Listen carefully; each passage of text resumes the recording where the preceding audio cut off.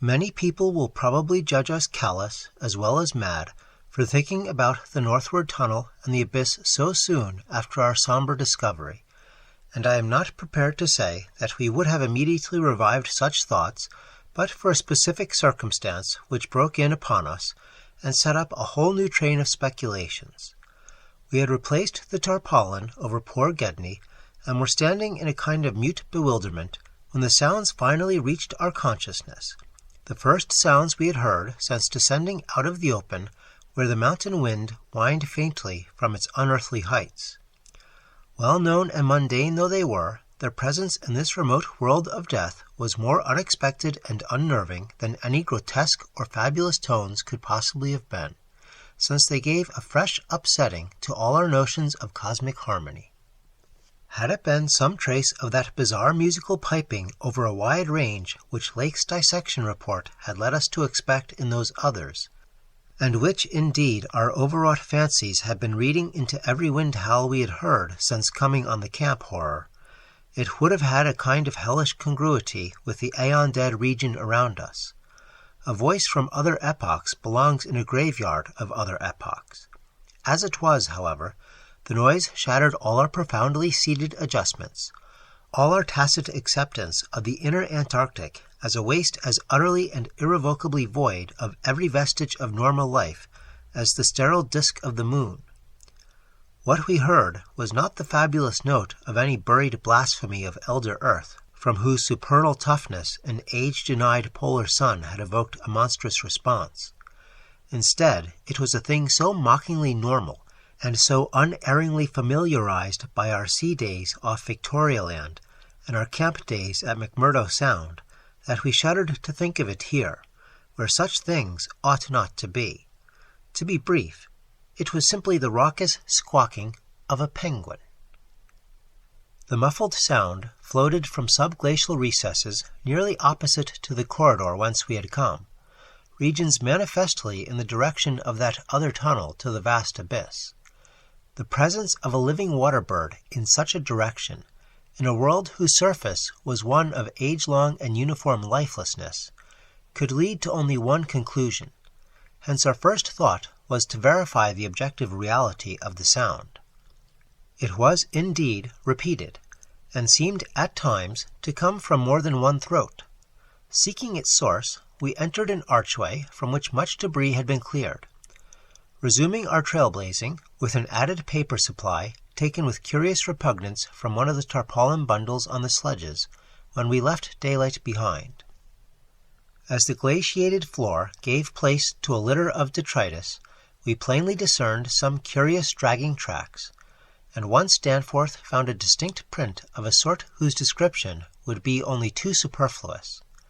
The course indicated by the penguin cries was precisely what our map and compass prescribed as an approach to the more northerly tunnel mouth, and we were glad to find that a bridgeless thoroughfare on the ground and basement levels seemed open.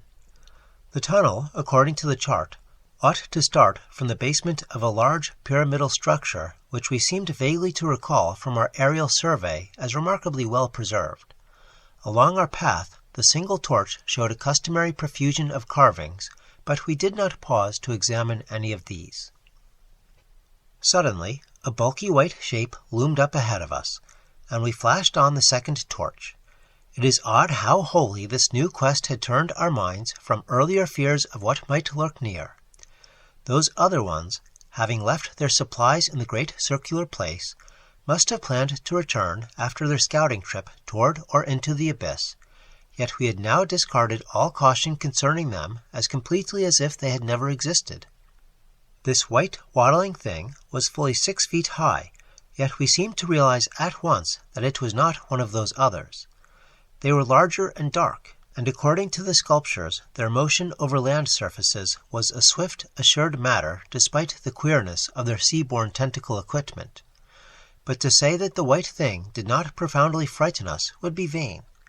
We were indeed clutched for an instant by a primitive dread almost sharper than the worst of our reasoned fears regarding those others. Then came a flash of anticlimax as the white shape sidled into a lateral archway to our left to join 2 others of its kind which had summoned it in raucous tones. for it was only a penguin, albeit a huge unknown species larger than the greatest of the known king penguins, and monstrous in his combined albinism and virtual eyelessness. When we had followed the thing into the archway and turned both our torches on the indifferent and unheeding group of three, we saw that they were all eyeless albinos of the same unknown and gigantic species. Their size reminded us of some of the archaic penguins depicted in the Old One's sculptures, and it did not take us long to conclude that they were descended from the same stock, undoubtedly surviving through a retreat to some warmer inner region whose perpetual blackness had destroyed their pigmentation and atrophied their eyes to mere useless slits. That their present habitat was the vast abyss we sought was not for a moment to be doubted, and this evidence of the gulf's continued warmth and habitability filled us with the most curious and subtly perturbing fancies. We wondered, too, what had caused these three birds to venture out of their usual domain. The state and silence of the great dead city made it clear that it had at no time been a habitual seasonal rookery, whilst the manifest indifference of the trio to our presence made it seem odd that any passing party of those others should have startled them. Was it possible that those others had taken some aggressive action or tried to increase their meat supply? We doubted whether that pungent odor which the dogs had hated could cause an equal antipathy in these penguins, since their ancestors had obviously lived on excellent terms with the Old Ones, an amicable relationship which must have survived in the abyss below as long as any of the Old Ones remained. Regretting in a flare-up of the old spirit of pure science that we could not photograph these anomalous creatures, we shortly left them to their squawking and pushed on toward the abyss whose openness was now so positively proved to us, and whose exact direction occasional penguin tracks made clear.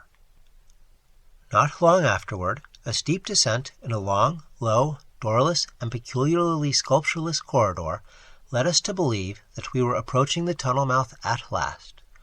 We had passed 2 more penguins, and heard others immediately ahead. Then the corridor ended in a prodigious open space which made us gasp involuntarily.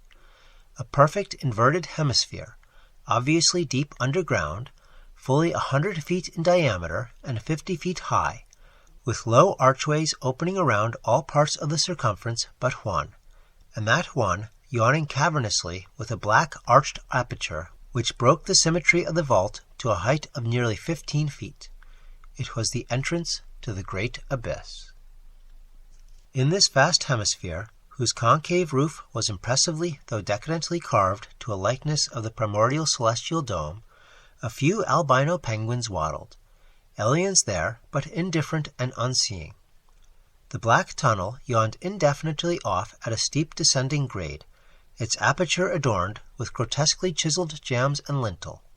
From that cryptical mouth we fancied a current of slightly warmer air, and perhaps even a suspicion of vapor proceeded, and we wondered what living entities other than penguins the limitless void below and the contiguous honeycombings of the land and the Titan mountains might conceal. We wondered, too, whether the trace of mountain-top smoke at first suspected by poor Lake, as well as that odd haze we had ourselves perceived around the rampart-crowned peak, might not be caused by the tortuous channeled rising of some such vapor from the unfathomed regions of Earth's core.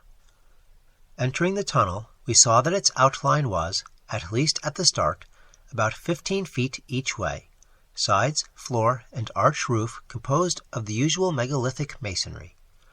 The sides were sparsely decorated with cartouches of conventional design in a late decadent style, and all the construction and carving were marvelously well preserved.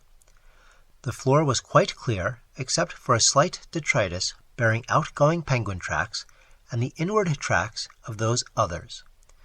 The farther one advanced, the warmer it became, so that we were soon unbuttoning our heavy garments. We wondered whether there were any actually igneous manifestations below, and whether the waters of that sunless sea were hot. After a short distance, the masonry gave place to solid rock, though the tunnel kept the same proportions and presented the same aspect of carved regularity. Occasionally its varying grade became so steep that grooves were cut in the floor. Several times we noted the mouths of small lateral galleries not recorded in our diagrams, none of them such as to complicate the problem of our return, and all of them welcome as possible refuges in case we met unwelcome entities on their way back from the abyss. The nameless scent of such things was very distinct. Doubtless it was suicidally foolish to venture into that tunnel under the known conditions, but the lure of the unplumbed is stronger in certain persons than most suspect. Indeed, it was just such a lure which had brought us to this unearthly polar waste in the first place. We saw several penguins as we passed along, and speculated on the distance we would have to traverse. The carvings had led us to expect a steep downhill walk of about a mile to the abyss, but our previous wanderings had shown us that matters of scale were not wholly to be depended on. After about a quarter of a mile, that nameless scent became greatly accentuated, and we kept very careful track of the various lateral openings we passed. There was no visible vapor as at the mouth, but this was doubtless due to the lack of contrasting cooler air. The temperature was rapidly ascending, and we were not surprised to come upon a careless heap of material shudderingly familiar to us. It was composed of furs and tent cloth taken from Lake's camp, and we did not pause to study the bizarre forms into which the fabrics had been slashed. Slightly beyond this point, we noticed a decided increase in the size and number of the side galleries, and concluded that the densely honeycombed region beneath the higher foothills must now have been reached. The nameless scent was now curiously mixed with another and scarcely less offensive odor.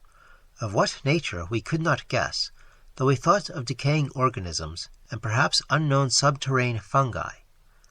Then came a startling expansion of the tunnel for which the carvings had not prepared us. A broadening and rising into a lofty, natural-looking elliptical cavern with a level floor, some 75 feet long and 50 broad, and with many immense side passages leading away into cryptical darkness. Though this cavern was natural in appearance, an inspection with both torches suggested that it had been formed by the artificial destruction of several walls between adjacent honeycombings. The walls were rough, and the high-vaulted roof was thick with stalactites, but the solid rock floor had been smoothed off and was free from all debris, detritus, and even dust to a positively abnormal extent. Except for the avenue through which we had come, this was true of the floors of all the great galleries opening off from it, and the singularity of the condition was such as to set us vainly puzzling. The curious new fetor which had supplemented the nameless scent was excessively pungent here, so much so that it destroyed all trace of the other. Something about this whole place, with its polished and almost glistening floor, struck us as more vaguely baffling and horrible than any of the monstrous things we had previously encountered. The regularity of the passage immediately ahead, as well as the larger proportion of penguin droppings there, prevented all confusion as to the right course amidst this plethora of equally great cave mouths. Nevertheless, we resolved to resume our paper trailblazing if any further complexity should develop, for dust tracks, of course, could no longer be expected. Upon resuming our direct progress, we cast a beam of torchlight over the tunnel walls, and stopped short in amazement at the supremely radical change which had come over the carvings in this part of the passage. We realized, of course, the great decadence of the old one's sculpture at the time of the tunneling, and had indeed noticed the inferior workmanship of the arabesques in the stretches behind us. But now, in this deeper section beyond the cavern, there was a sudden difference wholly transcending explanation. A difference in basic nature as well as in mere quality, and involving so profound and calamitous a degradation of skill that nothing in the hitherto observed rate of decline could have led one to expect it. This new and degenerate work was coarse, bold, and wholly lacking in delicacy of detail. It was countersunk with exaggerated depth in bands following the same general lines as the sparse cartouches of the earlier sections, but the height of the reliefs did not reach the level of the general surface. Danforth had the idea that it was a second carving, a sort of palimpsest formed after the obliteration of a previous design. In nature, it was wholly decorative and conventional, and consisted of crude spirals and angles, roughly following the quintile mathematical tradition of the old ones, yet seeming more like a parody than a perpetuation of that tradition. We could not get it out of our minds that some subtly but profoundly alien element had been added to the aesthetic feeling behind the technique. An alien element, Danforth guessed, that was responsible for the manifestly laborious substitution. It was like, yet disturbingly unlike, what we had come to recognize as the old one's art, and I was persistently reminded of such hybrid things as the ungainly Palmyran sculptures fashioned in the Roman manner.